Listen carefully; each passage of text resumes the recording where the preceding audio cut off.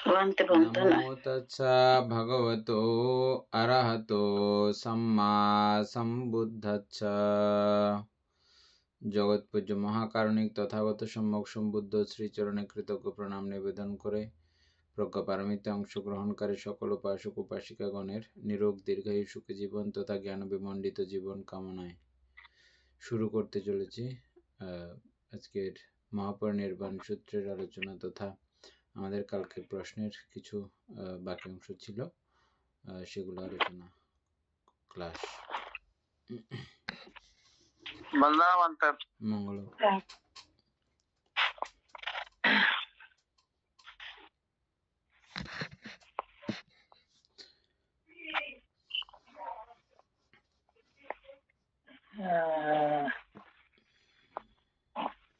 দাদা কিছু হইবেন না, প্রশ্ন করো না ক্যারিয়ার বিষয়ে বান্তা খালি তো কালকে তো আমাদের এই যে একটু ঝাপসা ছিল আর কি। হ্যাঁ, তো ওইটা নিয়ে মানি ক্লাসের সবার পক্ষ থেকে আর কি আমি কিছু জানতে চাইবো আপনার থেকে, এবং এরপরে আপনি উত্তরগুলা তো দেওয়ার পরে মানে কারো যদি আরো যদি প্রশ্ন থাকে তাহলে মানে তো করতে পারেন।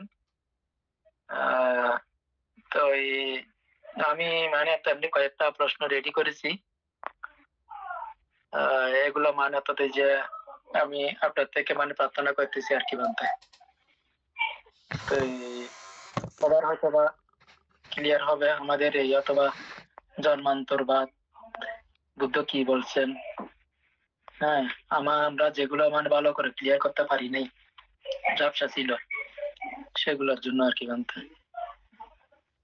ঠিক আছে বলতে নাকি? ঠিক আছে। আচ্ছা, কালকে তো বানতে অনেক মানে যে জন্মান্তরবাদ নিয়ে অনেক কথা, অনেক আপনি অনেকের কাছ থেকে জিজ্ঞাসা করছেন, এক একজনের এক এক মতামত দিয়েছেন আর কি। আমি ওই ওখানে আসতে হলে বানতে আমি প্রথম থেকে শুরু করবো। অর্থাৎ বানতে এই যে বুদ্ধ কি অনিত্যবাদী ছিলেন এবং বুদ্ধ কি দুঃখবাদী ছিলেন এবং বুদ্ধ কি অনাত্মবাদী ছিলেন, এই তিনটা মানে প্রথমে আমি জানতে চাইছি আর কি।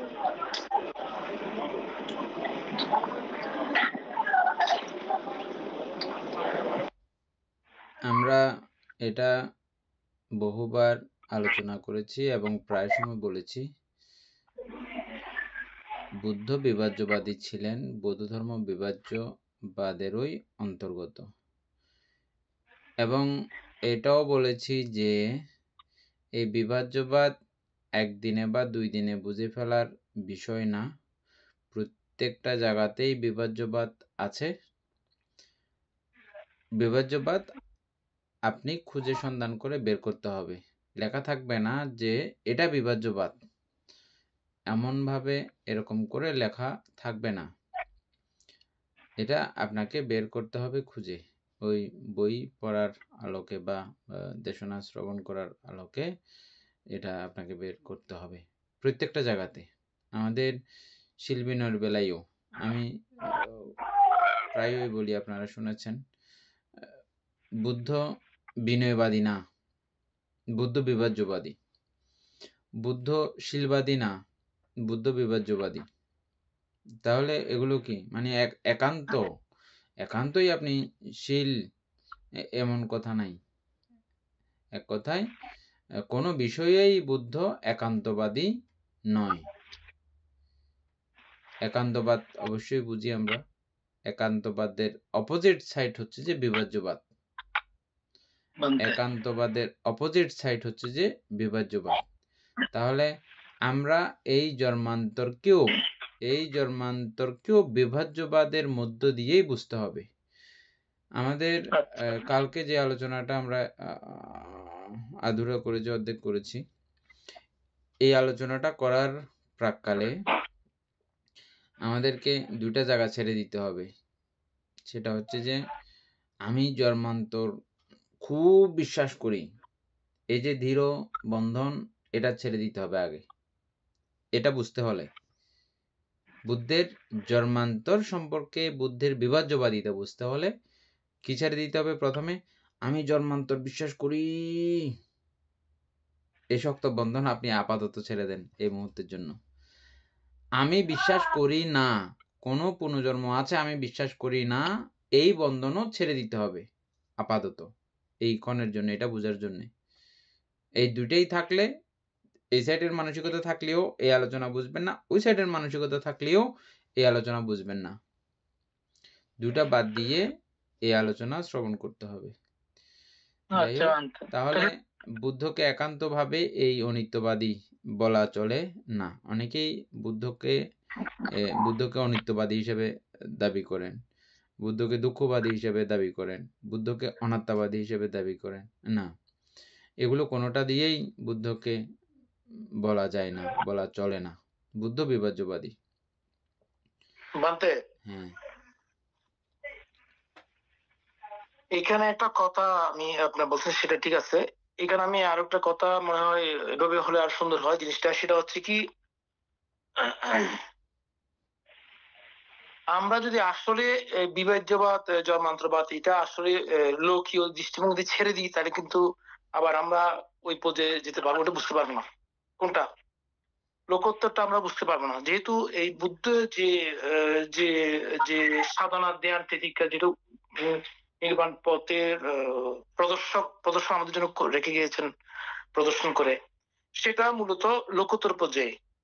তো লৌকিক দিয়ে যদি আমাদের লৌকিক জ্ঞান অর্জিত না হয়, তাহলে লোকোত্তর জ্ঞানটা আমরা বুঝতে পারবো না কোনটা, যেটা যেটা আমরা জেনেছি শূন্যতাবাদ বা শূন্যতা যেটা আমরা পেয়েছি নির্বাণের মধ্যে, সেটা আমরা বুঝতে পারবো না। কারণ এই কারণে আহ, লোকীয় আমাদের জন্মটা হয়েছে ঠিক, আমরা মৃত্যুবরণ করবো সেটাও ঠিক, কিন্তু এই জন্ম মৃত্যু এটা যদি আমরা টোটালি ছেড়ে দিই, আমরা ওটা বুঝতে পারবো না। এই জন্য বলতেছি যে, কারণ এখানে আমরা প্রতি চিত্তক্ষণে, গতকাল আপনি যে প্রশ্ন করেছিলেন, যে বলছেন যে আমি যেটা জানি, যেটা আমি অবশ্য বিভিন্ন বইতে বা দেশনে শুনছিলাম, 1 সেকেন্ডে 1 লক্ষ কোটি বার যেটা মানুষের মানে চিত্তের যে আয়ু 1 চিত্তক্ষণে উৎপন্ন হয়, তাহলে সেটাতে কি দাঁড়ায়?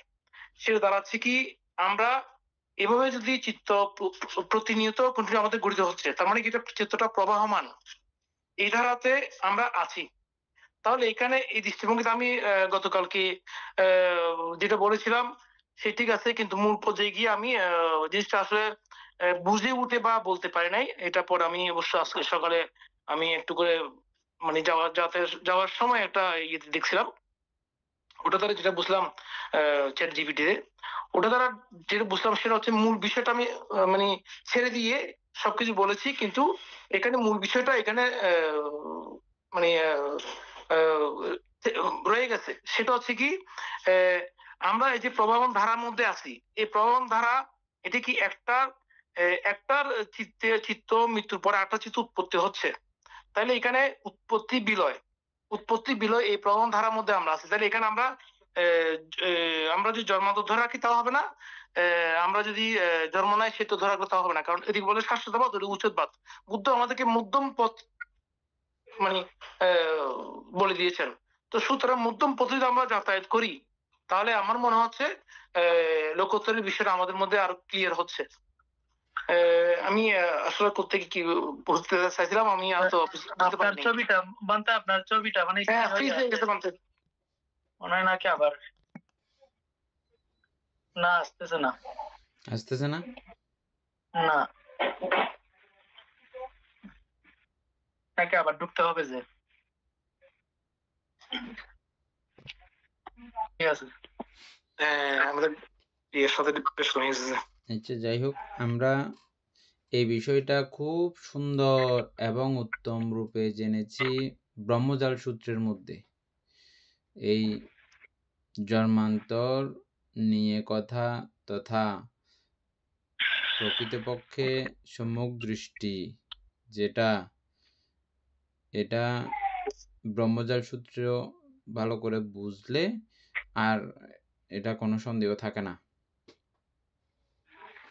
ব্রহ্মজাল সূত্র। ওখানে যারা শাশ্বতবাদী হিসাবে দাবি করেছিলেন, মিথ্যামিথ্যিকভাবে বলেন নাই। কিছু সাধকরা সত্যি সত্যি করে দেখেই বলেছেন। কি দেখেছেন তারা? অনন্ত অনন্ত জন্ম, কেউ কেউ সংবর্ত বিবর্ত কল্প পর্যন্ত দেখেছেন। এবং তখন তিনি কি হিসেবে জন্মগ্রহণ করেছিলেন, তার নাম, গোত্র, বয়স, যাবতীয় সব কিছু বলতে পারতেন। এরকমটা আমরা পেয়েছি না? হ্যাঁ বান্তে। কিন্তু ওই ব্যক্তিকে, ওই সাধকগণকে বুদ্ধ মিথ্যা দৃষ্টি বলেছেন কেন? মনে আছে? পড়ছিলাম।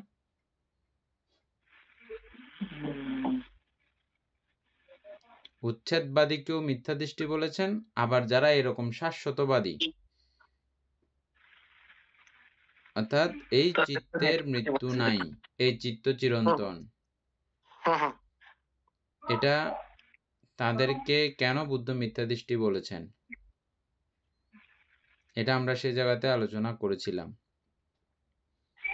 আলোচনা হয়েছিল অবশ্যই। হ্যাঁ যেহেতু আছে চিরস্থায়ী আর কি। হ্যাঁ, তারপরে এটা আজকে আমরা আবার সুন্দর করে এই বিষয়টা জানবো, যাতে পরিষ্কার হয়ে যায় সেভাবে আমরা আলোচনা করব। তবে অত্যন্ত মানসিকতা সূক্ষ্ম রাখতে হবে। যেটা প্রথমে বলেছি, আমি একেবারে ছেড়ে দেওয়া, ধরে রাখা কোনোটাই শুধু এই সময়ের জন্য, এটা বোঝার জন্য আপাতত ওই মানসিকতাটা পরিহার করে এখন পরে ঠিক করেন। আপনার মানসিকতা আপনি পরে যা ছিল আগে এটা পরে ঠিক করবেন। আপাতত মানে কোনো রকমের সাইড ধরে না রেখে মাধ্যমা পাটিপাদাতে আমরা বোঝার চেষ্টা করব বিষয়টা। এই সাইডেও যাব না, এই সাইডেও যাব না।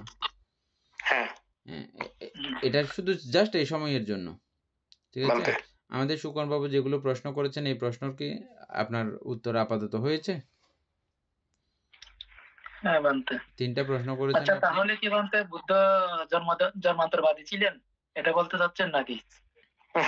বুদ্ধ জন্মান্তরবাদ, এটা যদি বুদ্ধকে প্রশ্ন করা হয়, বুদ্ধ এটার কোনো সরাসরি উত্তর প্রদান করেননি। এটা আমি কালকে আলোচনা করেছি। হ্যাঁ, কেন এই কেনর পিছনে কারণ আছে, এবং এই কেনর উত্তর সবাইকে কিন্তু দেন নাই। যারা ক্রমান্বয়ে কন্টিনিউ, সমুদ্রের পানি যেমন ক্রমগভীর, এই ক্ষেত্রে বুদ্ধের উদাহরণ সমুদ্র ক্রমগভীর, বৌদ্ধ ধর্ম ক্রমগভীর। এটা আস্তে করে এখান থেকে শুরু করে আস্তে আস্তে আস্তে আস্তে নামতে নামতে নামতে আপনি ওখানে যেতে পারবেন, পৌঁছতে পারবেন। তারপরে একেবারে তলায় নামলে তখনই আপনি হীরামণি, মুক্তা, মাণিক্য, সাগরের তলদেশে যা পাওয়া যায় এগুলো আপনি পাবেন। তাহলে আমরা এই বৌদ্ধ ধর্মে প্রবেশ করার জন্যে প্রথম আমাদেরকে যেগুলো বিশ্বাস করে ঢুকতে হবে, প্রবেশ করতে হবে, সেগুলো কি ছিল? কর্ম এবং কর্মফলের প্রতি বিশ্বাস, এবং পুনর্জন্মের প্রতি বিশ্বাস স্থাপন। তবে এই কথাগুলো সরাসরি পিটকের মধ্যে সরাসরি এমনভাবে দেখা যায় না।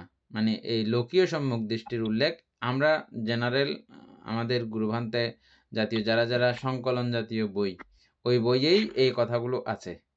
আর শুনেছেন এই কথাটা? এটা সরাসরি কোনো পিটকের কথা নয়, বুঝছেন? কাম্মাসা কুম্মি এটা পিটকের কথা, কিন্তু জন্মান্তরবাদকে বিশ্বাস করা, সমর্থন করা, সাপোর্ট করা, এটা সরাসরি পিটকের কথা নয়। মানে এটা লোকীয় সম্মুখ দৃষ্টি, আমরা যেটা বিভিন্ন বইয়ের মধ্যে পেয়েছি, এই কথাটা কোনো পিটকীয় কথা নয়। কারণ লোকীয় কোনো বিষয় লোকোত্তরে জায়গা পায় না। লোকীয় কোনো বিষয় লোকোত্তরে জায়গা পায় না। তাহলে লোকোত্তর ভাবে সম্মুখ দৃষ্টি কি? লোকোত্তর ভাবে সম্মুখ দৃষ্টি হচ্ছে যে দুঃখে জ্ঞান, দুঃখের কারণে জ্ঞান, দুঃখের নিরোধে জ্ঞান, দুঃখ নিরোধের উপায়ে জ্ঞান। এই 4টা বিষয়ে জ্ঞানই হচ্ছে যে সম্যক দৃষ্টি। আচ্ছা, তাহলে আমরা এই বিষয়টা বুঝতে হলে আমাদেরকে একটু আবার ভবাঙ্গ নিয়ে আলোচনা করতে হবে। সুকুমার বাবু যে প্রশ্নগুলো করেছেন সবগুলো করে ফেলেন, আরো যদি প্রশ্ন থাকে। তাইলে বুদ্ধবান তো জন্মান্তরবাদী ছিলেন না? এটাই তো না? জন্মান্তরবাদী ছিলেন না এই কথাও বুদ্ধকে জিজ্ঞেস করলে সরাসরি কোনো উত্তর এখানে দিতেন না। সেম আগে যেভাবে বলছি আমি সেম উত্তর এটাও। আচ্ছা জন্মান্তর নাই এ কথা কখনো বুদ্ধ বলেন না। আর সরাসরি জন্মান্তর আছে এ কথাও সরাসরি একদম ডাইরেক্ট বলার মতো বলেন নাই। ব্যাপার নাই। কেন নাই এটাই এখন আমরা আলোচনা করব। হ্যাঁ, একটু পরে আচ্ছা তাইলে। আসতেছে। তারপরে আচ্ছা বান্তে, মানে দ্বৈত প্রশ্ন উত্তর দেন না কেউ নেই। হ্যাঁ তাহলে বান্তে আমরা তাতে যে আমি একটু ভবাঙ্গ নিয়ে তাতে যে জানতে চাচ্ছি আর কি। এই ভবাঙ্গ আলোচনার মধ্যে দিয়েই আমরা যাবতীয় আজকের ভবাঙ্গ বিষয়টা নিয়ে থাকি নাকি অন্য সব ভবাঙ্গ পরিবর্তন হয়? সব সময় ভবাঙ্গ পরিবর্তন হয়? যদি পরিবর্তন হয়ে থাকে তাহলে কিভাবে পরিবর্তন হয়? কোন সময় এটা পরিবর্তন হয় বান্তে? একটা মানে একটু বুঝিয়ে বললে ভালো হতো। আমরা ভবাঙ্গ সম্পর্কে আগে খুব সুন্দর আপনার করে সাউন্ড আসতেছে না বান্তে? আচ্ছা আসতেছে আসতেছে হ্যাঁ বান্তে। আমরা হ্যাঁ বান্তে। ভবাঙ্গ সম্পর্কে খুব উত্তম রূপে জেনেছি। ভবাঙ্গের মধ্যে যখন ভবাঙ্গ চিত্ত তখন মূলত আমরা জেনেছিলাম যে সর্বচিত্ত সাধারণ চৈতসিকেরই শুধু অবস্থান, এর বাইরে তেমন কিছু থাকে না, এমনটা জেনেছিলাম না আমরা? বান্তে কিন্তু সুপ্ত আকারে সুপ্তভাবে আমাদের অনন্ত অনন্ত জন্ম জন্মান্তরের ভবরাশির বা কর্মরাশি বা সংস্কার রাশি উৎপন্ন করেছিলাম না? হ্যাঁ বান্তে। আমাদের ভবাঙ্গের মধ্যে এগুলো আছে, এই বিশ্বাস, এই প্রমাণ আমরা এখন করতে পারি তো? করি তো? করি বান্তে। এগুলো যে আছে আমাদের কাছে এটা মানি এখন নাকি মানি না? বইয়ে রেখেছে অবশ্যই বলে মানি। মানেন এমন না। এমনি আপনি এখন প্রমাণ করতে পারেন কিনা এটা, ওটা প্রমাণ করার মতো মানসিক শক্তি উৎপন্ন হয়েছে কিনা। হ্যাঁ বান্তে অবশ্যই। একটা উদাহরণ দেন কিভাবে আপনি এটা যে মানতে পারেন আপনার কাছে এগুলো জমা থাকে আছে।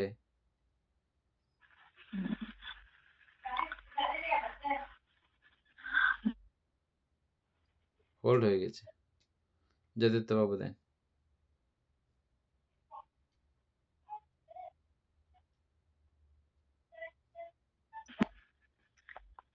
বান্তে আসতেছে তো। ভবাঙ্গের মধ্যে যেগুলো জমা থাকে এটাতে অনুসরিতে থাকে তাই না? অনুসারের মাধ্যমে। কারণ আমাদের অতীতের যে বিষয়গুলো আমাদের মনে পড়ে ওটা ওইখান থেকেই বিষয়টা উৎপন্ন হয় বান্তে। খুব সুন্দর। তার মানে এটার মাধ্যমে আপনি বুঝেন যে এ জমা রাখতে পারে। যেহেতু এইভাবে জমা থাকে আমরা এদিকে বলতেছি যে এটা শুধু ওই সময়ে সর্বচিত্ত সাধারণ চৈতসিক ছাড়া, এটা আমরা বইয়ে কিন্তু পড়ছি, আমরা সবাই পড়ছি না? সর্বচিত্ত সাধারণ চৈতসিক ছাড়া ভবাঙ্গায়িত অবস্থায় অন্য কোনো কিছু থাকে না। তবে এই সর্বচিত্ত সাধারণ চৈতসিক থাকলেও এরাও একেবারে চুপচাপ নিশ্চল অবস্থায় থাকে। কিন্তু আমি বলতেছি এখন যেহেতু আমাদের ওই ভবরাশি সংযোজিত হওয়ার সময়, সৃষ্টি ওখানে প্রবেশ করার সময়, ওখানে যখন এটা অ্যাড হচ্ছে, যুক্ত হচ্ছে ভবাঙ্গের মধ্যে, তখন যা যা চৈতসিক প্রয়োজন ছিল ওই চৈতসিকের সম্প্রয়োগে ওই ভবগুলো তৈরি হয়েছিল না? তো যেহেতু ওগুলো ঢুকেছে তাহলে সুপ্তভাবে হোক যেভাবে হোক ভবাঙ্গের মধ্যে এই অজস্র সংস্কার রাশি এবং আমাদের এই 52 প্রকার চৈতসিকের যেগুলো যেখানে যেখানে যা যা প্রয়োজন সেগুলো সবগুলো আছে কি? হ্যাঁ অবশ্যই আছে বান্তে। আছে। একটা গেল, হ্যাঁ। তারপরে এই সর্বচিত্ত সাধারণ চৈতসিক এটা কি কন্টিনিউ একভাবেই চলতে রয়েছে? মানে অন্য কোনো কাজ নাই আমার যখন আমরা কখন কখন এই ভবাঙ্গায়িত অবস্থায় দেখি যখন একদম গভীর নিদ্রা, স্বপ্নও দেখতেছে না, ঠিক এই সময়গুলোকে মেনশন করা হয়েছে। এছাড়াও আরো নানাভাবে উৎপন্ন হতে পারে। বিশেষ করে কোমায় চলে গেলে বা ওই জাতীয় আরও কিছু কিছু ব্যাপার আছে না, একেবারে সেন্সলেস অবস্থা থাকলে, হ্যাঁ, কোমার মধ্যে আবার তিনি ইয়েভাবে আন্তরিকভাবে ওখানে কাজ করেন বা স্বপ্নীয়ভাবে কাজ করেন, এরকমও কিছু আছে। স্বপ্নই কাজ করে না এমনও আছে। যখন কোনো কাজ করে না তখন হচ্ছে যে এই ভবাঙ্গায়িত অবস্থায়। এই ভবাঙ্গায়িত অবস্থায় তখন ভবাঙ্গ কেমন থাকে, কিভাবে থাকে? এটা কি শুধু এই সর্বচিত্ত সাধারণ চৈতসিক এই যেটা ৭টা একটাই উৎপন্ন হয়ে কন্টিনিউ রয়েছে, নাকি এখানে কোনো পরিবর্ধনের ব্যাপার আছে? অবশ্যই বান্তে পরিবর্তনের ব্যাপার আছে তো। এটা আমাদের চিত্তজগৎ যেভাবে প্রতিনিয়ত প্রতি মুহূর্তে অতি দ্রুত উৎপন্ন এবং ধ্বংসের মধ্য দিয়ে প্রবাহমান, ঠিক ভবাঙ্গের মধ্যেও এটা নির্দিষ্ট খুব অতি সূক্ষ্ম সময় এদের আয়ু। এটা উৎপন্ন হয়ে মাত্র মারা যায়, উৎপন্ন হয়ে মাত্র মারা যায়। এই জন্ম মৃত্যুর মহাকাণ্ড কারখানার মধ্য দিয়ে এই ভবাঙ্গও চলমান। একটা মুহূর্ত কালও স্থিত করে থাকতে দেখা যায় না ভবাঙ্গকে। এজন্য এটাকে বুঝার জন্য, চেনার জন্য আমাদের যাতে এটার শব্দটা উচ্চারণ করার সঙ্গেও যেন একটু করে আমাদের উপলব্ধি হয়ে যায়, সেজন্য আপনারা নামটা কি পেয়েছেন? ভবাঙ্গ স্রোত। হ্যাঁ এই বান্তে। নামটা পেয়েছেন, মনে আছে আপনাদের? হ্যাঁ ভবাঙ্গ স্রোত বা কর্মস্রোত। আমাদের নামরূপের একটা গাথা আছে যে ওখানে কর্মস্রোত নামেও এইটাকে আখ্যায়িত করা হয়েছে। পেয়েছেন?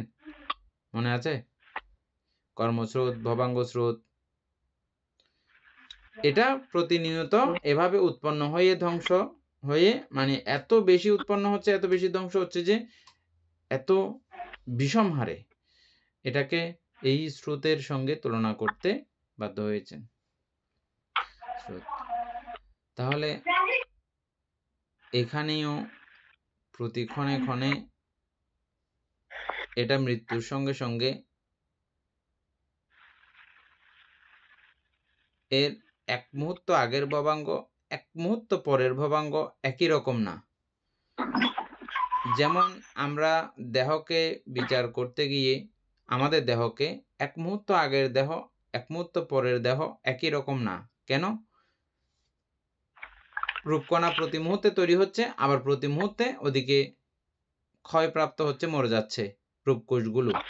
এটা আমরা জানছিলাম না? বান্তে। এবং এখানে নানা ধরনের পরিবর্তন প্রতি ক্ষণে ক্ষণে আমরা দেহের মধ্যে দেখেছিলাম। এটা তো মনে আছে, এটা বোঝা সহজ, রূপকোষের বেলাটা। এটা আমরা পড়ছিলাম, মনে আছে আপনাদের? হ্যাঁ বান্তে। ঠিক একইভাবে আমাদের নতুন কোনো সংস্কার না ঢুকলেও, নতুন করে এই মুহূর্তে মানে ভবাঙ্গায়িত অবস্থায় থাকলে নতুন কোনো সংস্কার প্রবেশ করে না, কিন্তু না করলেও আমাদের যেগুলো আছে সেগুলোও তাদের নির্দিষ্ট আয়ুষ্কাল শেষ হওয়ার কারণে ওই সংস্কারগুলো অটোমেটিকভাবে কি হয়ে যায়? আহুতি হয়ে যায়। অটোমেটিক আহুতি হতে আমরা পড়েছি না? সংস্কার রাশি অটোমেটিক আহুতি হতে পড়েছি নির্দিষ্ট মেয়াদ চলে যাবার কারণে বা নির্দিষ্ট দিন চলে যাবার জীবনে কারণে। প্রথম আর দ্বিতীয়তে হয় আর কি, এটা না? হ্যাঁ, এটা ছাড়াও, এটা তো দুইটার বেলায় তো হয়। এটা ছাড়াও আরো নানাবিধ কারণে, যেমন অতি কুশল কর্ম করতে করতে অকুশল কর্মগুলো অনেক সময় তাদের বীজ নষ্ট হয়ে যায়।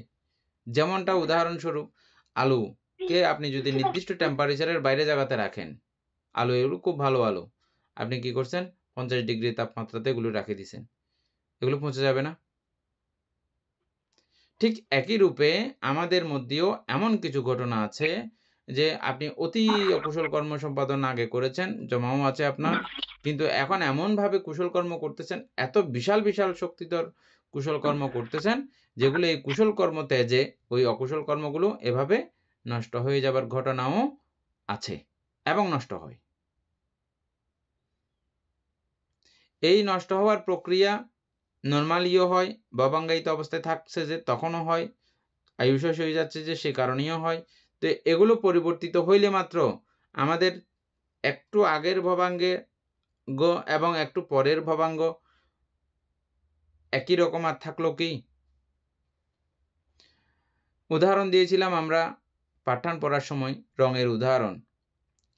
এখানে 10 প্রকারের রং মেশানো হয়েছে, প্রত্যেকটাতে 90% করে দেওয়া হয়েছে। এর দ্বিতীয় কালারের মধ্যে একটাতে 91% দেওয়া হয়েছে আর বাকি সবগুলো একই। দেখতে কিন্তু রংটা একই লাগবে। কিন্তু ওটাকে সত্যি কি আর একই রং বলা যাবে? এটার কালার পরিবর্তন হয়েছে, হয়তো আমি সেটা শুঁকে আমার অনুমান করতে পারতেছি না যে কালার কিন্তু পরিবর্তন হয়ে গেছে। ঠিক এইভাবে এই ভবাঙ্গ, এই পরের ভবাঙ্গ, এটা আমাদের রানিং ভবাঙ্গের কথা বলতেছি, যেটা আমাদের এখন বর্তমান চলমান অবস্থায় আছে, যেটা প্রবর্তনকালের ভবাঙ্গ, যেটা এখন আমাদের উৎপত্তি ভবাঙ্গ। কি বলে যে এটাকে? উৎপত্তি ভবাঙ্গ, হ্যাঁ। কর্মভব, উৎপত্তি ভব ২ টা ছিল না?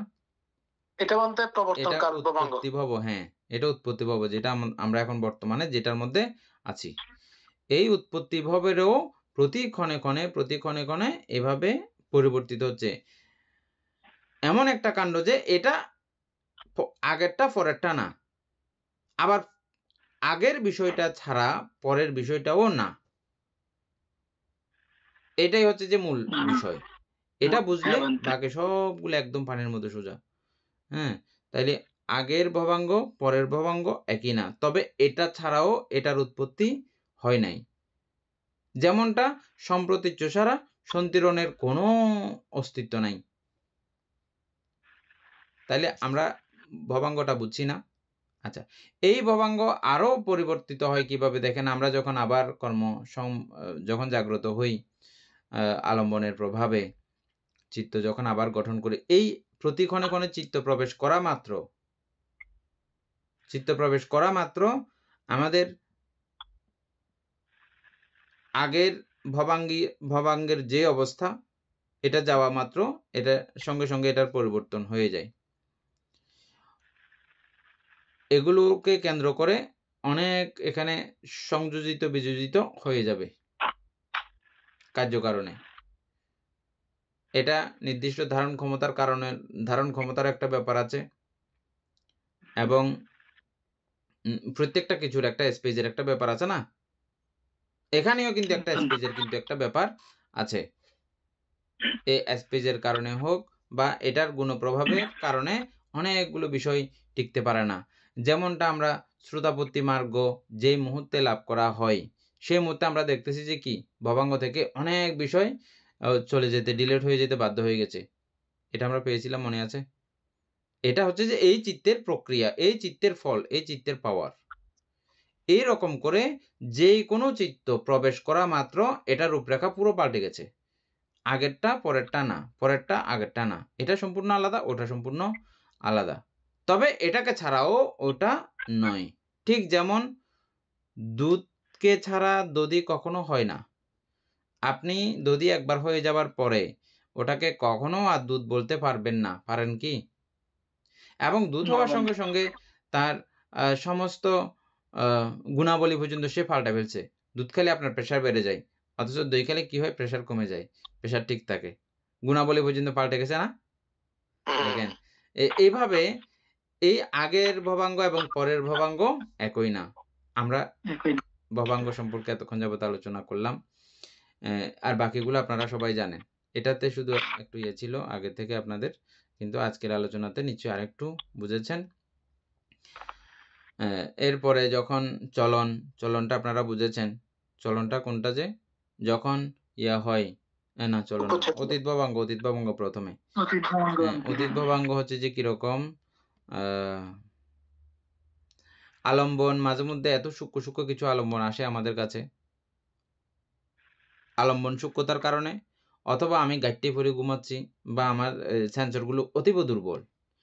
এমন অবস্থায় যদি কোনো আলম্বন যদি আসে, মাঝে মধ্যে কি হয়, এগুলো একেবারে মানে ভবাঙ্গের কোনো হয় না, অনুভূতি হয় না। ভবাঙ্গের তালে চলতে থাকে, আর আলম্বনটাও পরে ওই ভবাঙ্গের সঙ্গে বইতে থাকে। যেমনটা উদাহরণ হচ্ছে যে পানি যেরকম নদীর স্রোতের মধ্যে হালকা একটা তুলা যদি পড়ে, তুলার ছোট একটা অংশ পড়লে ওটা কোনো ঢেউ না হয়ে পানির সঙ্গে পানির স্রোতে ভাসতে থাকে, এরকম দেখেছেন? কখনো একটুও ঢেউ হবে না, মানে পানিকে কম্পন করাইতে পারে নাই, এরকম কিছু ঘটনা। ঠিক এরকম কিছু আলম্বন আসে মাঝে মধ্যে, যেটা আমাদের চিত্ত প্রবাহকে ভবাঙ্গ প্রবাহকে কম্পন করাইতে পারে না। কম্পন না করাইও অনেক সময় 10 চিত্ত 15 চিত্ত 16 চিত্তক্ষণ পর্যন্ত অতীত হয়ে যায়, এটাকে বলা হয় অতীত ভবাঙ্গ।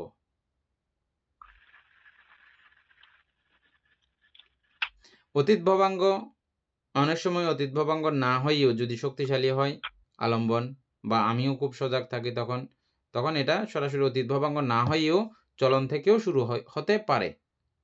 সরাসরি চলন থেকে, মানে এটা চলন মানে ঢেউ শুরু হয়ে যাওয়া, এটা খুব ভারী আলম্বন, এটা পড়া মাত্র যেমন ঢেউ শুরু হয়েছে, এটাকে বলা হয় চলন। চলনের পরপরই এটা যদি খুব মানে মনোমত করে গ্রহণ করে চলন একবার হয়ে সঙ্গে সঙ্গে উপচ্ছেদ, আর এটাকে নিতে দেরি করলে অনেক সময় দুইবারও হয় চলন। এই ভবাঙ্গ এবং অতীত ভবাঙ্গ যখন হচ্ছে তখন কিন্তু আমাদের এতক্ষণ যেটা মূল ভবাঙ্গ বলেছিলাম ওই মূল ভবাঙ্গ মারা গেছে। তখন অতীত ভবাঙ্গের কাজ, অতীত ভবাঙ্গ চলার সময় আমাদের মূল ভবাঙ্গ আর বেঁচে নাই। তাহলে মূল ভবাঙ্গের যাবতীয় কার্যক্রম তখন কোথায় লুকিয়ে আছে? এটা সিস্টেমে অতীত ভবাঙ্গের সঙ্গেই সংযুক্ত হয়ে এগুলো চলতে থাকে। এমন একটা কর্মশক্তি, বুঝছেন? ওটা নাই, আর আমাদের মূল ভবাঙ্গ তখন আর নাই। আর এই অতীত ভবাঙ্গ না থাকলে এই চলনের মধ্যে দিয়ে সবগুলো চলতে থাকে। এই চলন যখন থাকে তখন আগের ভবাঙ্গ তথা যাবতীয় সবকিছু এগুলো কিছু নাই। কেমনে নাই, কিভাবে নাই বলেন তো? কারণ মনস্কার দুই জায়গায় একসঙ্গে কাজ করতে পারবে না। ভবাঙ্গের মধ্যেও কাজ করবে, আবার চলনীয় এখানে কাজ করবে, এরকম পারবে? একবারে কাজ করবে, একসঙ্গে কাজ, যেখানে কাজ করুক না কেন ও একটাই কাজ করবে, এক চিত্তে এক কাজ। এটা আমরা বারবার হ্যাঁ। তো সুতরাং এটা ভবাঙ্গের শেষ করে ও অতীত ভবাঙ্গ থাকলে গেল ওখানে, এর পরবর্তী চলনের মধ্যে থাকে, চলনের পরে উপচ্ছেদ। হ্যাঁ, এই চলন বিষয়টা সম্পূর্ণ আলাদা, উপচ্ছেদ বিষয়টাও সম্পূর্ণ আলাদা। চলন মরে যাওয়ার পরে, চলন ধ্বংস হয়ে যাওয়ার পরে উপচ্ছেদ তৈরি হয়। উপচ্ছেদ শেষ হয়ে যাওয়ার পরে কি হয়? পঞ্চদ্বারাবর্তন শেষ হয়ে যাওয়ার পরে বিজ্ঞান, পঞ্চদ্বারাবর্তন মনোদ্বারাবর্তন, হ্যাঁ, তারপরে আমার মনে পড়তে চারটা মনে নেই। উপচ্ছেদের পরে হচ্ছে যে দ্বারাবর্তন, পঞ্চদ্বারাবর্তন। আর পঞ্চদ্বারাবর্তন মানেই হচ্ছে যে পঞ্চদ্বারাবর্তনের সঙ্গে আলটিমেটলি ভাবে মনোদ্বারাবর্তনের বিষয়টাও সংযুক্ত থাকে। মনোদ্বারাবর্তন বা পঞ্চদ্বারাবর্তনের পরে কি হয়? বিজ্ঞান হয়। এবং প্রত্যেকটা জায়গার মধ্যেই কিন্তু আবার মনের সংযোগতা রয়েছে। তারপরে একটা জায়গাকে মনোদ্বারাবর্তন হিসেবে কোনটাকে বিশেষ করে ব্যবস্থাপনকে ধরা হয় না? ব্যবস্থাপনকে। বিজ্ঞানের পরে সম্প্রতীচ্যের পরে সন্তিরণের পরে ব্যবস্থাপনের পরে জবনের পরে ঠিকঠাক আলম্বন যদি থেকে থাকে তাহলে তদালম্বন, আবার ভবাঙ্গ। এই চক্র অতি দ্রুত গতিতে, যেটা লক্ষাধিকবার শুধু এমনি আমরা বোঝার জন্য বলেছেন। এটা গ্রন্থের মধ্যে আমরা পাচ্ছি যে এটার প্রমাণ সর্বজ্ঞ সম্যক সম্বুদ্ধ এটার প্রমাণ দেননি, প্রমাণ দেওয়া ওনার পক্ষেও সম্ভব হয়নি। ডাইরেক্ট কথা, কিন্তু এটা অসাধারণ কথা, বুঝছেন? এটার প্রমাণ মানে এটা কতবার ঘুরবে, কতবার এটা করার সময় কতবার যে এটা মানে কত দ্রুত চালিত হয়, এই জিনিসটা তথাগত সম্যক সম্বুদ্ধ এটার কোনো প্রমাণ দেননি। এটা দিয়েছেন বলছেন, যেটা প্রমাণ দেননি। চিত্তের বিষয় আমি জানলাম, আমি যেটুকু জানছি আর কি, চিত্রের বিষয় 1 লক্ষ কোটি বার, আর রূপের বিষয় হচ্ছে 5000 কোটি বার। 1 লক্ষ কোটি বার না, এটা এখানে বলা হচ্ছে যে আমরা যেটা অভিধর্মের আলোকে যেটা আমরা পাচ্ছি, এখানে বলা হচ্ছে যে এটা কোনো মাপা যাবে না, হিসাব করা যাবে না, নির্দিষ্ট করা যাবে না। কিছু কিছু বিষয়, সব বিষয় যে বুদ্ধ একদম করেছেন এমন না। যেমন নির্বাণের কোনো প্রমাণ দেওয়া যায় না, যেহেতু নির্বাণের মতো অন্য বিষয় নাই। হ্যাঁ, অন্য বিষয় যেহেতু নাই, আর সেহেতু কোনো কিছুর সঙ্গে প্রমাণিত করা যায় না। এই জন্য নির্বাণের দ্বিতীয় কোনো প্রমাণ দেওয়া যায়নি। ঠিক একইভাবে এই চিত্ত চলন প্রক্রিয়ার এত দ্রুততা অন্য কোনো কিছু আর নাই। সেজন্য এটার প্রমাণও আর কোনো কিছু মিলে না। এত দ্রুত এই চালিত হওয়ার পর প্রতি ক্ষণে ক্ষণে এর আগের চিত্ত পরের চিত্ত একই না। এর আগের চিত্তের মধ্যে যা বিষয়গুলো ছিল, যা চৈতসিকগুলো ছিল, পরের চিত্তের মধ্যে তা চৈতসিক আর নাই। যদি না থাকে তাহলে আগেরটা পরেরটা একই কি হলো? সম্প্রতিচ্ছকে কখনো সন্তিরণ বলা যায় না। সন্তিরণই। সম্প্রতিচ্ছই। যেমনটা দুধ দই। আচ্ছা, এবার আসুক।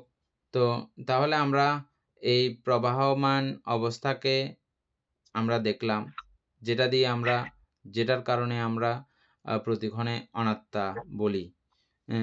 কারণ এটা তো কাকেই আমি আত্মা বলে দাবি করব? এখানে কোনো চিত্তই তো এখানে বসে থাকতেছে না, বেঁচে থাকতেছে না, প্রতিক্ষণে ক্ষণে এরা মরে যাচ্ছে।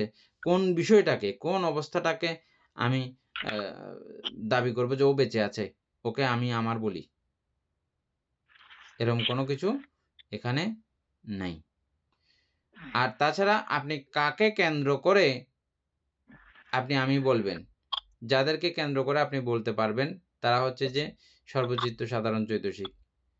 এগুলোর কথা অনেকভাবে আমরা আলোচনা করেছি। এরা নিজেরাই এদের অস্তিত্ব ছেড়ে দেয়। আপনি জীবিত ইন্দ্রিয়কে জিজ্ঞেস করলে ও কি বলছে যে আমার তো কোনো অস্তিত্ব নাই, ওরা 6 জন ছাড়া।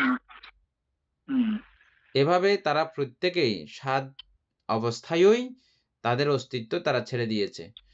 আর আমি যেটা বলি, আমরা যেটা বলি, এটা বলার জন্য ওদেরকে কেন্দ্র করেই বলেন। আর ওরা এই যে জায়গায় অস্তিত্ব ছেড়ে দিয়েছে, কিভাবে আপনি আবার আমি আমার বলতে পারেন? বলার কোনো জো আছে? আমি আমার বলার কোনো জো আছে? এটা বুঝলে, এটা জানলে, এটা জানি না বলে, বুঝি না বলে আমি আমার বলি আমরা। আচ্ছা, গেল। এর পরবর্তীতে আমরা এখন মূল জায়গায় যাচ্ছি। চ্যুতিচিত্ত, প্রতিসন্ধি চিত্ত। চ্যুতিচিত্ত, প্রতিসন্ধি চিত্ত। কালকে আমাকে একজন মেসেজে জানিয়েছে, ভান্তে এই যে বুদ্ধের মা মায়াদেবী, উনি মৃত্যুবরণ করার পরে স্বর্গে গিয়েছিলেন, এটা কি মিছা কথা নাকি? উনি কি জাননি স্বর্গের মধ্যে? এবং বুদ্ধ সেখানে ধর্মদেশনা করতে গিয়েছিলেন। তো আমি এটা শুনে বুঝলাম যে উনি মনে করেছেন যে আমি জন্মান্তরবাদে বিশ্বাস নই। মানে প্রশ্নটা এরকম চলে আসছে না? কালকে আমরা এটা তো শেষ করতে পারিনি পুরো কথাটা। হ্যাঁ, সেজন্য। তারপরে আমি ওনাকে বললাম, মায়াদেবী মৃত্যুবরণ করার পরে স্বর্গের মধ্যে নাম মনে আছে? কোন দেবপুত্র, ওনার একটা নাম আছে, দেবপুত্র হয়ে জন্মগ্রহণ করেছেন। তুষিত দেবপুত্রের নাম মনে আছে? তাহলে মায়াদেবী সেখানে গিয়ে দেবপুত্র হিসেবে জন্মগ্রহণ করেছেন। তাহলে উনি কি আর সেখানে মায়াদেবী আছেন? না, বলতে সঙ্গে সঙ্গে এখানে এক পরিবর্তন। ওটাকে আর মায়াদেবী বললে কাজ হবে, লাভ হবে? হবে না। আমার এই রানিং যেটা ভবাঙ্গ আছে, চলমান যেটা ভবাঙ্গ আছে, এই ভবাঙ্গ কি সরাসরি পুনর্জন্ম ঘটানোর জন্য কাজ করে? মানে এটাকে সেই আরেক দেহের মধ্যে এটা কি সরাসরি চলে যায়? না, বলতে কি যায় এখান থেকে? এখানে উৎপন্নকৃত বহু বহু বহু অনন্ত অনন্ত ভবরাশি এটা 1 ঘন্টার মধ্যেও তৈরি করে। আর এক জীবনের মধ্যেও এরকম অগণিত অগণিত কর্মরাশি তৈরি করেছে। 1 ঘন্টার কথা বাদ দেন, একটা বিষয়কে চিন্তা করতে গিয়েও বলা হচ্ছে যে লক্ষাধিকবার, কোটিবারের মতো এখানে হয়ে গেছে, এবং যতবার যবনের মধ্যে দিয়ে ঘুরেছে ততবার এটা নবীভূত হয়। নতুন হ্যাঁ নতুন সংস্কার হয়, এটা বেশি ভয়ঙ্কর, হ্যাঁ বুঝছেন? আমরা তো চেষ্টা অনেকগুলো করি বেশি যে ভয়ঙ্কর কথা। আমরা চেষ্টা করি যে আমার এই চিত্তটা অত্যন্ত শক্তিশালী হোক, বুঝছেন? হুম, আমরা চিন্তা করি যে কিন্তু এটা শক্তিশালী হোক চিন্তা করতে করতেও এখানে কতগুলো সে নিজের ইচ্ছা মতো সে বানায় ফেলছে যে এগুলো আমার আয়ত্তের বাইরে চলে গেছে এগুলো। আমি যতটা পাওয়ারফুল করে বানাতে চাইছিলাম অতটা পাওয়ারফুল দেখা যাচ্ছে হয়ওনি। ভয় পাওয়ার কোনো কারণ নাই। কারণ এটা আমি যখন একবার করে ফেলেছি এই চিত্ত, দ্বিতীয়বার সেম চিত্ত আবার করার সময় ওই সেখান থেকে আবার শুরু হয়। মানে আমি এটা মনে করেন ৮০ পর্যন্ত আগে একবার চিত্ত করার সময় আমি ৮০ পর্যন্ত এটা কমপ্লিট করেছি। পাওয়ার, চিত্তের পাওয়ার। দ্বিতীয়বার যখন আপনি করতে যাবেন তখন দেখা যাবে যে এটা ৮১ থেকে শুরু হয়েছে। মানে দ্বিতীয়বার, তৃতীয়বার, চতুর্থবার এগুলো মানে এটা আ আগের যেটা অর্জন এটা আবার পুনরায় যবনের মধ্যে গিয়ে এটা আবার শক্তিশালী হয়ে যায়। আবার সেম শক্তিটা যদি আপনার ইচ্ছা সদিচ্ছা যদি থাকে আরকি। বুঝছেন? এগুলো আবার অন্য চ্যাটের আলোচনা আরো গভীরের। আচ্ছা, হ্যাঁ। তাহলে এই অনন্ত, অনন্ত ভবরাশি থেকে আমরা কিছু, কিছু দেখেছিলাম কি প্রতিসন্ধি বিজ্ঞান। এগুলোকে আমরা আবার সময় বরাবর কি বলতেছি যে প্রতিসন্ধি বিজ্ঞান। যেগুলো প্রতিসন্ধি হওয়ার মতো ক্ষমতা রাখে। আম গাছের মধ্যে অনেকগুলো আম ধরে এবং সবগুলোর মধ্যে অ্যা বিচিও আছে। কিন্তু কোনো, কোনো বিচি আছে যে ওই বিচিগুলো লাগান যেভাবেই লাগান না কেন ও বিচি ধরবে না। এরকম বিচি দেখেছেন কখনো? বিচিটা অত্যন্ত ছোট বা কিছু একটা বা ভিতরে ফোকে খেয়ে ফেলছে। এ জাতীয় নানা ধরনের সমস্যাগ্রস্ত বিচি আছে না? আছে বলতে। এবং শক্তিশালী বিচিও আছে। এইভাবে আমাদের অনন্ত, অনন্ত কর্মরাশি ভবরাশির মধ্যে আমাদের কিছু প্রতিসন্ধি বিজ্ঞান তৈরি হয়। যেটাকে আমরা ১৯ প্রকার প্রতিসন্ধি বিজ্ঞান হিসেবেই চিনি। ওই কর্মগুলোকে, ওই ভবগুলোকে, ওই চিত্তগুলোকে আমরা কি বলি? প্রতিসন্ধি বিজ্ঞান। কিসের ভাষায়? এই অভিধর্মের ভাষায়। ওই প্রতিসন্ধি বিজ্ঞানের থেকে যেটা প্রয়োজন, যেটা উচিত আমার চিত্তের জন্য আরকি। আমার চিত্তের কোয়ালিটি অনুযায়ী, আমার জ্ঞান ও গম্ভীর্যতা অনুযায়ী, আমার বর্তমান চারিত্রিক গুণাবলীকে কেন্দ্র করে, পারিপার্শ্বিক সব গুণাবলীকে কেন্দ্র করে এই চুতি মুহূর্তে যেই চিত্তটা আসবে, ওই প্রতিসন্ধি বিজ্ঞানের মধ্যে যেই বিজ্ঞানটা আসবে সেটা উপযুক্ত পরিবেশ গ্রহণ করে এই চিত্তের অনুসারে চিত্তের আকারে ওখানে গিয়ে চলে যায়। তাহলে আমার এই ভবাঙ্গ কিন্তু যায়নি।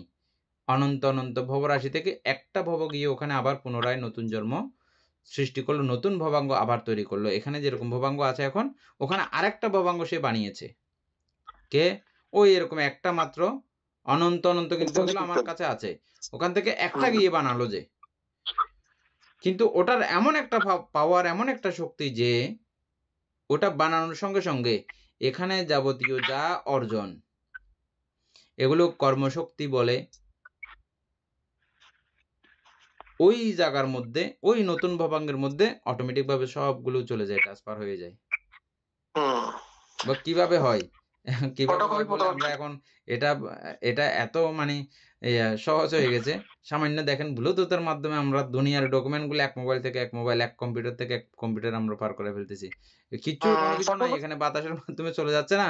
একটা তাইলে হ্যাঁ বলতে। ওটা যদি যেতে পারে, আমাদের এই কর্মপ্রক্রিয়ার জিনিসগুলো এভাবে ট্রান্সফারিং হবে না। না হওয়ার কোনো ব্যাপার আছে নাকি? সুতরাং এই একটা প্রক্রিয়া আছে কর্মশক্তি বলা হচ্ছে এটাকে, অন্য কোনো ভাষা দেওয়া হয় নাই। কর্মশক্তি বলে এই জিনিসটা ওটাতে ট্রান্সফার হয়ে যায়। তাহলে এখান থেকে আমি তো এই পুরো ভবাঙ্গের কার্যক্রম, এটা তো ভবাঙ্গের আয়ু শেষ। এটা মরে গেছে। এটা তো যায়নি। এটা যেহেতু সরাসরি এখান থেকে যায়নি, তাহলে আপনি সরাসরি এটা ওইভাবে এরই পুনর্জন্ম, এই আত্মাটার, এই অবস্থাটারই পুনর্জন্ম, এটা কি বলা চলে? বলা যায়? ওটা তো সম্পূর্ণ আলাদা। যদিও বা এটা ছাড়া ওটার কোনো অস্তিত্ব নাই। অস্তিত্ব নাই। আচ্ছা, কিন্তু এটা একটা ওইটা সাইড বলা গেল। যায় না। এটি এটা একটা আত্মা না সাইড গেল। অন্তর। আরেকটা সাইড আছে কি সেখানে? সেখানে গিয়ে এটা শুধু এই চিত্তের কারণেও যে সেখানে হয়েছে তা কিন্তু না। না অন্তর। সেখানে ওই জায়গার পরিবেশ, যেখানে সে জন্মগ্রহণ করেছে, ওই জায়গার পরিবেশ, ওই জায়গার দেহ, ওই জায়গার আমরা মানুষ হিসেবে যদি চিন্তা করি ওই জায়গার সমস্ত পরিবেশ আলো বাতাস থেকে শুরু করে যাবতীয় পরিবেশ, কিন্তু ওটা তৈরি হওয়ার জন্য, ওটা বেড়ে ওঠার জন্য, ওটা ঠিক থাকার জন্য সব কিছুকে মিলেমিশেই ওটা ওই চিত্রেরই শুধু অবদান নয়, যেটাকে আমরা কি বলে জেনেছিলাম, কর্মজ রূপ, ঋতুজ রূপ, কর্মচিত্ত ঋতু আহার কর্মচিত্ত ঋতু আহারজ কারণে এটা সংবর্ধিত হয়ে সেখানে তার মতো করে আবার সেটা নতুনভাবে পুরো সংযোজিত হয়ে থাকে। তাহলে এই বিষয়টা পুরোপুরি একান্তবাদী হিসাবে আপনি জন্মান্তর না, এটা পুনর্জন্ম, এটাকে এরকম ডাইরেক্টলি বলা যাবার আর উপায় আছে কি? আবার এটার সঙ্গে এটার কোনো সম্পর্ক নাই এমন বলারও কি উপায় আছে? সম্পর্ক নাই এমন কথাও বলা যায় না, আবার সরাসরি সম্পর্ক এমন কথাও বলা যায় না। কেন? এটা আমাদের যে বর্তমানের যে ভবাঙ্গায়িত অবস্থা আছে সেটাও প্রতি ক্ষণে ক্ষণে এটা এক মুহূর্ত আগেরটা এক মুহূর্ত পরেরটাকে একই না, সম্পূর্ণ আলাদা। আমি কথা বলতেছি ঠিক আছে, এখানে পুরো এটা প্রবাহমান ধারা মধ্য দিয়ে এটা চলমান। এটা কতদিন চলবে?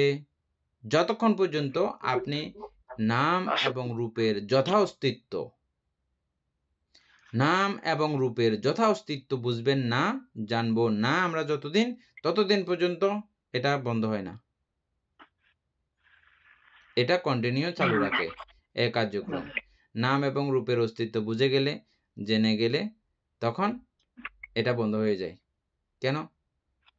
আমরা এই যে দৌড়াচ্ছি সুখের পেছনে, আমরা প্রত্যেকেই যার যার মতো করে সে সুখ খুঁজতেছি, আমি বলেন আপনি বলেন না, সুখের পেছনে দৌড়াচ্ছি। যে যদি কখনো জানে যায় যে কি আমরা না রে এখানে কোথাও আসলে সুখ নেই, এমনি দৌড়াদৌড়ি করে, যেগুলো পাগলামি, যদি কেউ তাকে বলে দেয় বা নিজে নিজে যদি সে কখনো যদি জেনে যায় যে কি না সুখ নামক কোনো কিছু নাই, আমরা শুধু শুধু এমনি দৌড়াদৌড়ি করছি। যে যেমন মরিচিকার তৃষ্ণায় পিপাসিত হরিণ মরুভূমিতে যখন হয় তখন ওই দূরে দেখে যে কি করে পানি মনে করে, ওকে যদি কখনো কেউ যদি বুঝাই দেয় যে হয় এ পানি নাই, হ্যাঁ রোদের মাথায় যখন পরে খরা তাপের মধ্যে রোদের রোদ পরে তখন এখানে একটা আবরণ তৈরি হয়, মনে হয় দূর থেকে পানি আছে, এটাকে বলা হয় মরিচিকা।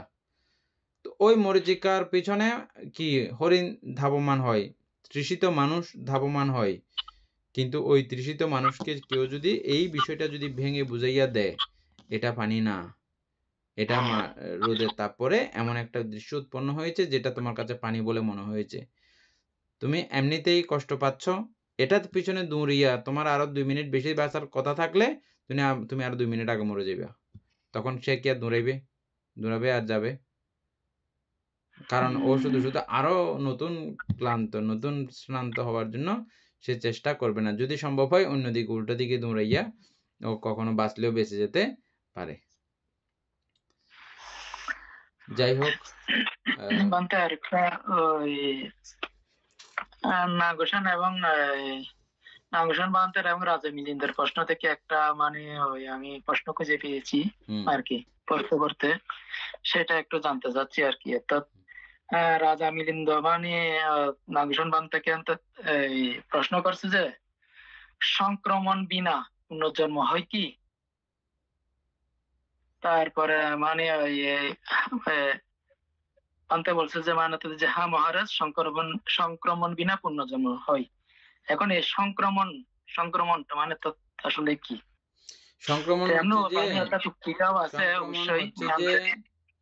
সংক্রমণ হচ্ছে যে মানে এখানে মোমবাতি একটা জ্বলতেছে, আরেকটা মোমবাতি, এই মোমবাতি জ্বলন্ত অবস্থায় আরেকটা মোমবাতির মধ্যে গিয়ে লাগাই দিলাম, এটা হচ্ছে সংক্রমণ, বুঝছেন? এটা থেকে এটাতে লাগাই দিলাম, এটা সংক্রমণ। তো বলছে এই সংক্রমণ ছাড়া হয় কিনা, সংক্রমণ ছাড়া হয় কিনা? ওই আগুনটা, হ্যাঁ, যেটা প্রথম আগুনটা, এটা কি মানে যে দ্বিতীয় আগুন, প্রথম আগুন থেকে মানে দ্বিতীয় আগুন আসছে, ওই দ্বিতীয় আগুনটা কি প্রথম আগুন কি বলা যাবে না?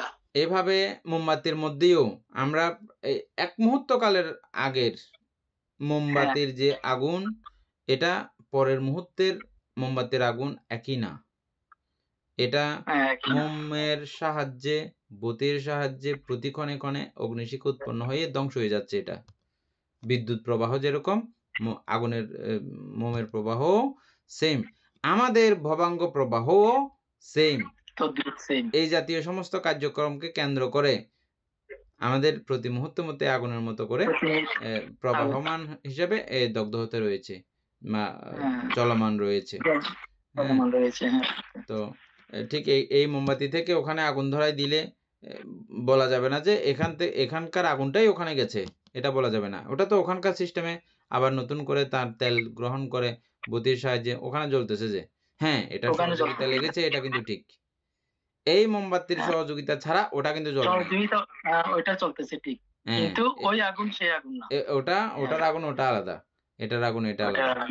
ঠিক একইভাবে আমাদের আমরা বর্তমানে যেই চিত্ত ভবাঙ্গ আছে, ওই ভবাঙ্গ দ্বারা উৎপাদিত এই চিত্তগুলোর মধ্যে যে কোনো একটা গিয়ে ওখানে উৎপন্ন হবে, হয়ে আবার যাবতীয় পরবর্তীতেও সবকিছু টেনে নিয়ে যাবে, কর্মশক্তি বলে টেনে নিয়ে যাবে যতটা টানার আর কি, যতটা প্রয়োজন আছে, ওর মতো করে আবার চলবে। তো সুতরাং এই জন্য পুরো বিষয়টাকে, আর যদি হতো, এগুলো খুব সুন্দর সুন্দর উদাহরণ আছে, মিলিন্দ প্রশ্ন যেহেতু আপনি পড়তেছেন, আরো খুব সুন্দর সুন্দর জন্মান্তর নিয়ে আরো কথা আছে এখানে। হ্যাঁ, বলা হচ্ছে যে যদি তাই হইতো, মনুষ্য যখন দেবতা হইতো, তাইলে ওর যদি ভবাঙ্গটা যদি একই থাকতো, একই রকম সব কিছু সে এখানে করতো মানুষের মতো করে, অথবা দেবলোক থেকে যদি কোনো মানুষ আসতো, এখানেও সে সমস্ত কার্যক্রম সে দেবতার মতো করতো, কিন্তু ওরকম করে না। হ্যাঁ, কিছু সংস্কারের কিছু ব্যাপার তারপরে থাকে যারা দেবলোক থেকে আসে, কিছু সংস্কারের মধ্যে একটু তারতম্য, একটু প্রাধান্যতা থাকে। ব্রহ্মলোক থেকে আসলেও ওদের মধ্যে একটু প্রাধান্য দেখা যায়, তবে সরাসরি হুবহু ওখানকার যেমন এখানে তেমন করতে পারে না, তার দেহগত কারণে।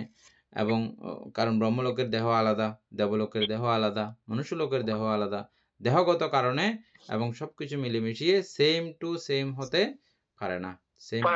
প্রাকৃতিক কারণ তো আছেই মূলত। হ্যাঁ, তো যাই হোক, আমাদের এই জন্মান্তর নিয়ে কালকে যেটা ছিল, ঝাপসা ছিল, এটা আজকে এটা খুলেছে। এটা আমাদের অনেক আগেই খুলে গেছে সবার। আসলে এগুলো তো চর্চার বিষয়। আমরা যখন ব্রহ্মজাল সূত্র যখন পড়েছি, এটা প্রত্যেকের এই বিষয়টা খুলে গেছে, কিন্তু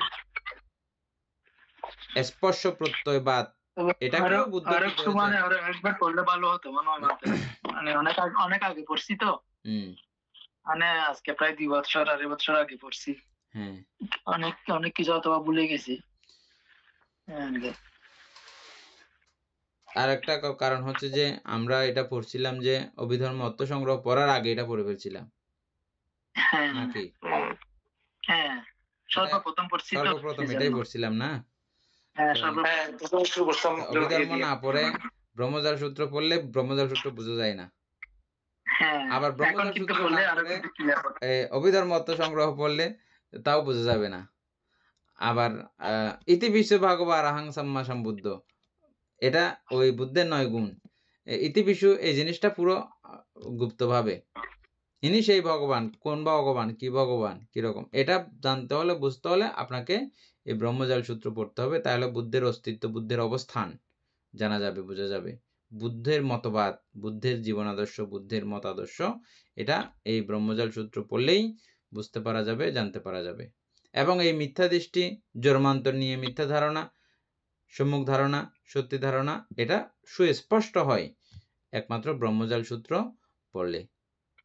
সেটা বুদ্ধ বলেছেন বলে বলা জুড়িয়ে আপনি মেনে নেবেন এমন না, এটাতে আপনি প্রমাণ সহ, প্রমাণ সাপেক্ষ আপনি পাবেন। আমরা পেয়েছি নাকি পাই নাই? একদম প্রমাণ সাপেক্ষে আমরা এটা সবগুলো করেছি না? এবং বুদ্ধ নিজেই বলেছেন, আমি বলছি বলে আমার কথাগুলো মানার, বুঝার দরকার নাই। তোমাদের জ্ঞান বুদ্ধি বিবেচনা দিয়ে, এবং তোমরা প্রত্যক্ষ যেগুলো ছোট ছোট ছোট ছোট প্রমাণ তোমাদের মধ্যে মিলতেছে, এগুলো দিয়ে তোমরা বিচার বিবেচনা করবে। যেমনটা আমরা কি দেখলাম যে আমাদের যে ভবাঙ্গের কথা বললাম, ভবাঙ্গের মধ্যে জমা আছে না নাই, এটা কিভাবে আমরা প্রমাণ করে ফেলছি না নিজে নিজে আবার? হ্যাঁ, আছে যেটা আমরা এখন তো প্রমাণ পাচ্ছি।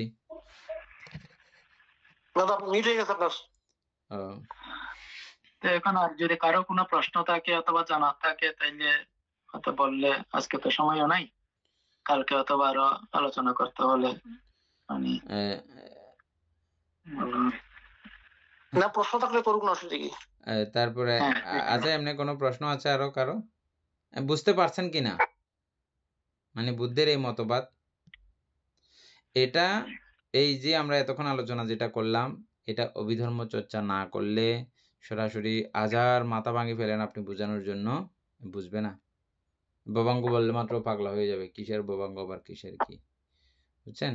কিন্তু আপনারা এগুলো পড়েছেন বলে আপনাদের সঙ্গে এই কথাগুলো বলা সম্ভব হচ্ছে। অন্যদের সঙ্গে এগুলো বলা সম্ভব হবে কি? বললেও না বুঝবে কি? সম্ভব না। তো এটা আমাদের পরম ভাগ্য। আপনাদের কারণে আমি বুঝতে পারলাম যেটা আমার প্রায় 20 বছর আগে যেটা বন্ধ হয়ে গেছে। হ্যাঁ, এটা আপনাদের সংস্পর্শে আপনাদের সঙ্গে আলোচনা করতে গিয়ে, হ্যাঁ, তো এটা আমার আবার এই সজীবতা, হ্যাঁ, এটা এভাবে নিজে জানলেও নিজে বুঝলেও মানুষকে বুঝাই দেবার মতো অবস্থা এটা কিন্তু ওইভাবে আমার ছিল না। এটা আপনাদের সঙ্গে প্রত্যেকদিন কথা বলতে বলতে এটা তৈরি হয়েছে, বুঝছেন? সুপ্রিয় বাবু, এটা নিয়ে আপনার অনেক প্রশ্ন ছিল।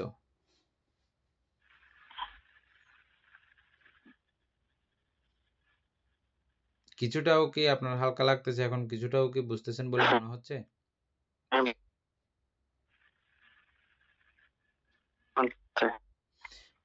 বর্তমান বিজ্ঞান এই প্রতিসন্ধি বিজ্ঞান চিনে না, এছাড়া আর বাকি সবগুলো চিনে।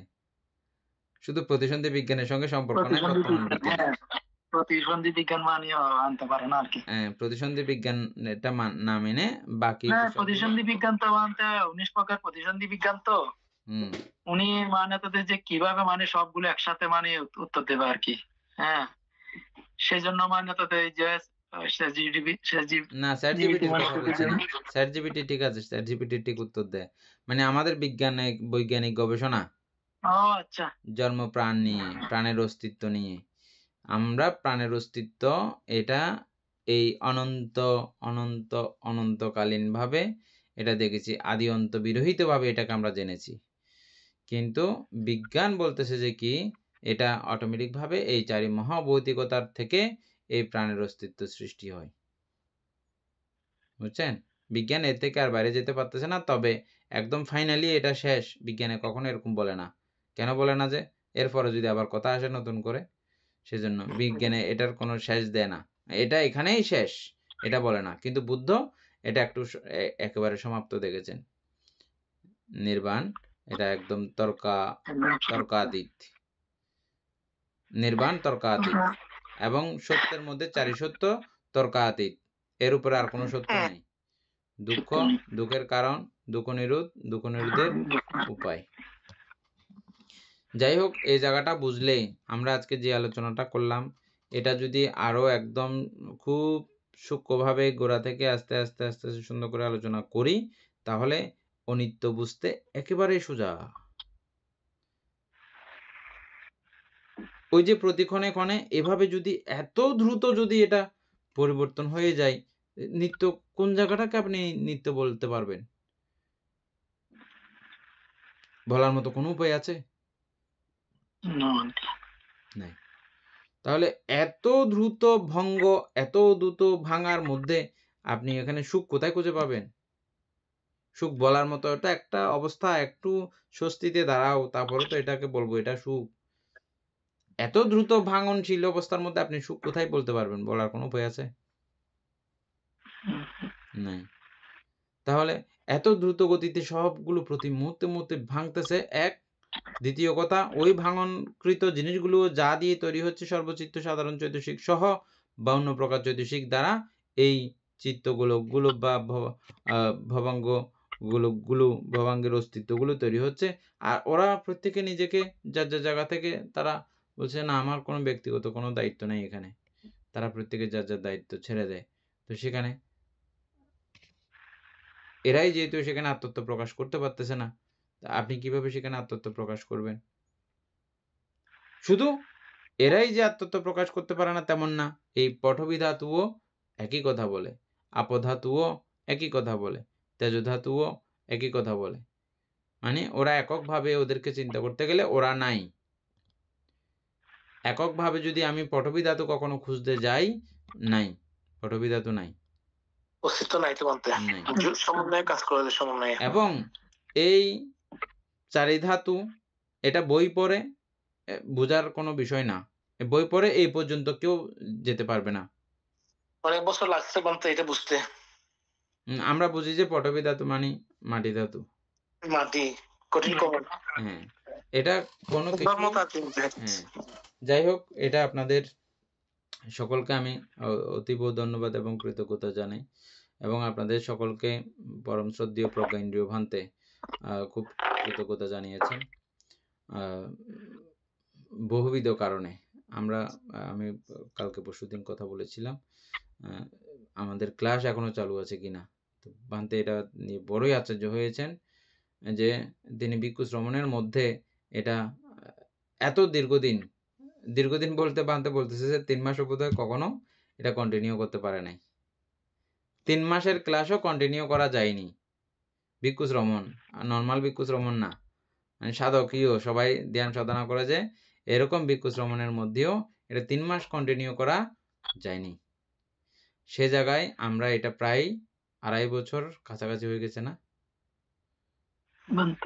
হ্যাঁ, তো এত দীর্ঘদিন যে একটা বিষয় এটা লাস্টিং করা, এটা কোনো চারটিখানি কথা না। আপনাদের প্রত্যেকের এরকম মহাধৈর্য আছে বলে, এবং এই বুদ্ধের প্রতি মহাপ্রেম, ধর্মের প্রতি মহাপ্রেম, সঙ্গের প্রতি আমার 3 বছর হয়ে গেছে। 3 বছর হয়ে গেছে না? তো এই যে জুন মাসের 2023 সালে জুন মাসের 27 তারিখ চালু হয়েছিল।